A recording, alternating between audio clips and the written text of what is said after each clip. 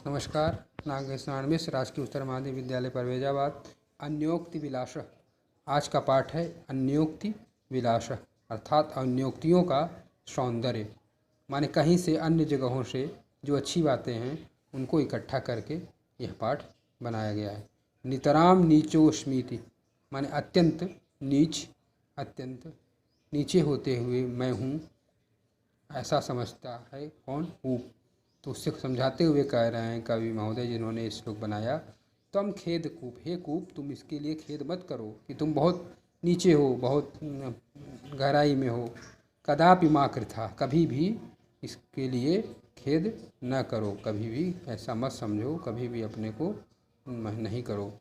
अत्यंत सरस हृदय, क्योंकि अत्यंत सरस हृदय हो करके यतः कि परेशान गुण ग्रहीता, तुम अत्यंत सरस हृदय इसलिए हो कि तुम दूसरे के गुणों को ग्रहण करते हो। अर्थात कुएं में, जैसे समझिए, जैसे कुएं में बाल्टी डाल करके अंदर लोग पानी निकालते हैं, फिर उसको पी करके, तो पानी क्या है? गुण है। स्वयं कुआं नीचा है लेकिन दूसरों को गुण प्रदान करता है। इसी प्रकार से सज्जन व्यक्ति जो होते हैं खुद अपने को कष्ट में डाल करके भी दूसरे कष्ट को दूर करते हैं खुद। इस तरह से इस श्लोक से हमें शिक्षा मिलती है कि व्यक्ति को परोपकारी होना चाहिए। नीरक्षीर विवेके, दूसरा श्लोक ध्यान देंगे।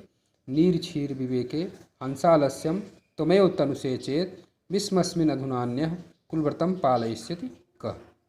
इसका अर्थ है नीर, इस अब हंस के माध्यम से जो कह रहे हैं कि हे हंस तुम नीर क्षीर विवेक, नीर अर्थात जल, क्षीर अर्थात दूध।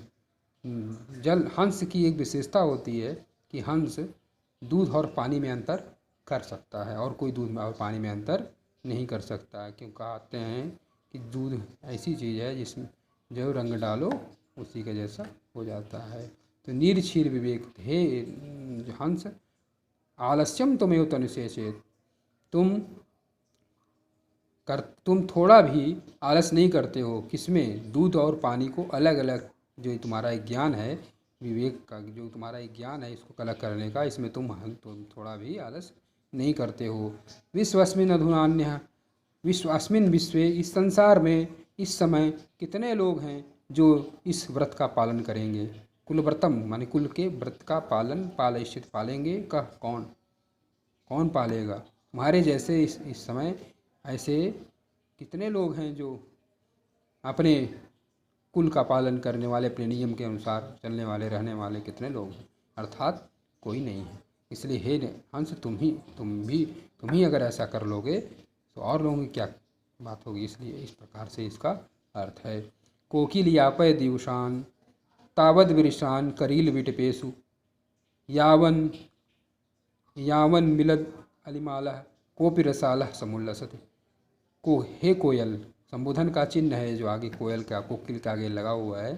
तो कोकिल का अर्थ हुआ हे कोयल, यापय बिताओ, दिवशान दिन बिताओ, तब तक दिन, तावद विरिशान करील विटपेशु, तब तक करील के पेड़ों पर अपना दिन बिताओ। यावद अनिल मिलालह, जब तक भौरों का समूह, कोपि रसालः समुल्लसति, जब तक भौरों का समूह न आ जाए और कोई आम का वृक्ष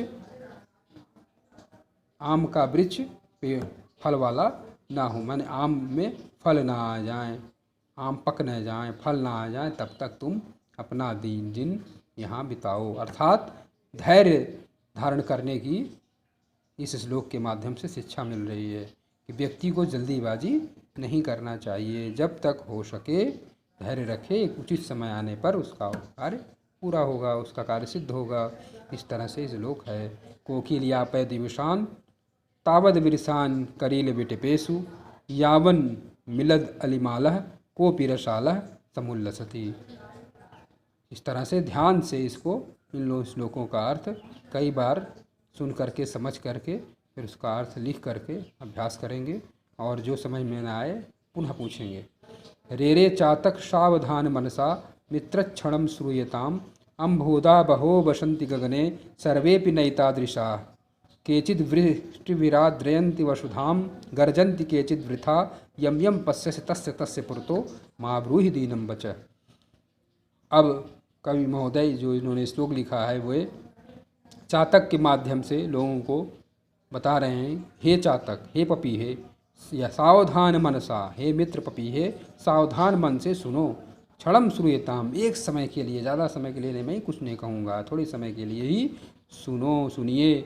अम्भोदा, अम्भोदा अर्थात बादल में, आकाश में, बहो बसंती गगने माने मोद अर्थात बादल, बहव माने बहुत से, ही माने है, संति हैं, गगने आकाश में, निश्चित रूप से आकाश में बहुत से बादल होते हैं। सर्वे भी गगने अर्थात आकाश में, अम्भोदा अर्थात बादल, सर्वे भी नैता, सर्वे सभी, अपि भी, नैतादृशा, न एतादृशा, नैतादृशा माने ना माने नहीं, एतादृशा माने इस तरह से, सभी एक समान बादल नहीं होते हैं। कैसे होते हैं? केचिद कुछ, वृष्टि विराद्रयंती, वृष्टि भी आद्रयंती माने वर्षा करके, वसुधाम, वसुधाम वृष्टिभिर आद्रयंती, कुछ तो पृथ्वी को, वसुधा अर्थात पृथ्वी को, आद्रयंती अर्थात गीला कर देते हैं, वृष्टि अर्थात वर्षा करके, कुछ बादल तो वर्षा करके पृथ्वी को गीला कर देते हैं, बहुत बारिश करते हैं। गर्जंती केचित वृथा, और कुछ तो गरजते हैं, केचित कुछ वृथा, व्यर्थ ही गरजते रहते हैं। यम यम पश्यसी, जिसको जिसको, पश्यस देखो, तस्य तस्य पुरतो, उसके उसके सामने, माँ ब्रूहि दीनम बचा, दीन वचन, माँ माने नहीं, ब्रूहि माने बोलो, दीनम माने दीन, बचा माने वाणी, उसके उसके समीप दीनता वाली बात मत कहो।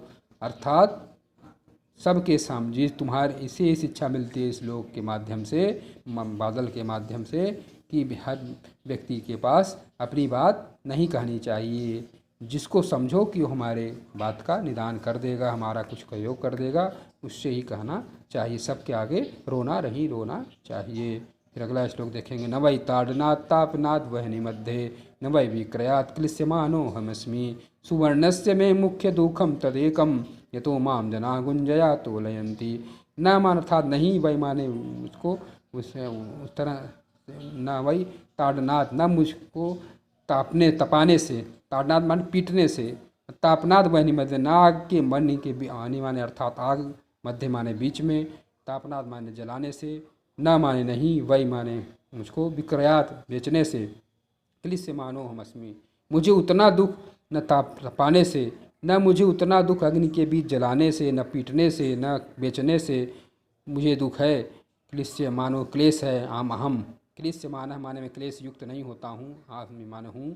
सुवर्णस्य, सोना कह रहा है, सुवर्णस्य सुवर्ण, सोने का, मैं अर्थात मुझको, मुख्य दुखम, मुख्य दुख, तद एकम, एक ही वह दुख है, यतो माम जनाः गुंजया तोलयंती, जो माम माने मुझको, जना अर्थात लोग, गुंजया अर्थात रत्ती से, तोलयंती माने तोलते हैं।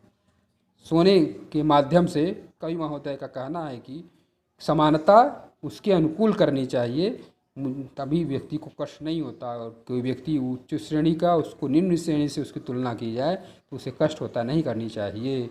इस तरह से इस श्लोक का भाव और अर्थ है। अगला श्लोक का अर्थ देखेंगे, रात्रिर्गमिष्यति भविष्यति सुप्रभातम, भास्वानुदेश्यसि हसिष्यति पंकजालिः, इत्थं विचिन्तयति कोशगते द्विरेफे, आहंत हंत नलिनीं गज उज्जहार। रात्रिर्गमिष्यति, रात्रि अर्थात रात, गमिष्यति माने जाएगी, बीतेगी, भविष्यति सुप्रभातम, भविष्यति माने होगा, सुप्रभातम, सु अर्थात सुंदर, प्रभातम माने सवेरा, सुंदर सवेरा प्रभात होगा, सवेरा होगा। भास्वान उदेश्यति, भास्वान उदेश्यति अर्थात सूर्य, भास्वर अर्थात सूर्य, उदेश्यति माने उदित होंगे, उगेंगे। हसिष्यति पंकजश्री, पंकजाली, और कमल खिलेंगे, हसिष्यति अर्थात हंसेंगे, खिलेंगे, पंकजाली पंकजों, कमलों के समूह खिलेंगे।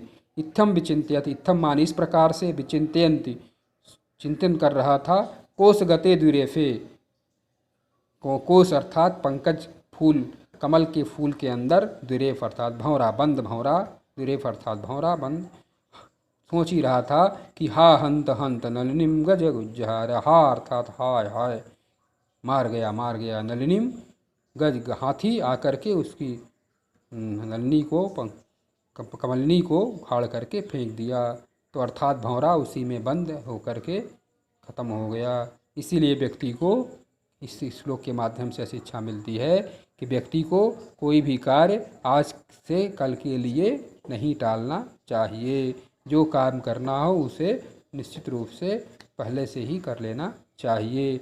नहीं तो कहा भी गया है कि काल करे सो आज कर, आज करे सो अब, पल में परलय होएगी, बहुरी करोगे कब। इस प्रकार से जैसा हम बताया, वीडियो में पढ़ाया, इसी प्रकार से परीक्षा में भी अर्थ को लिखना है। इसीलिए बार बार इसका अभ्यास करें और लिखें, फिर ना आए समझ में तो पूछें। बस आज इतना ही। नमस्कार।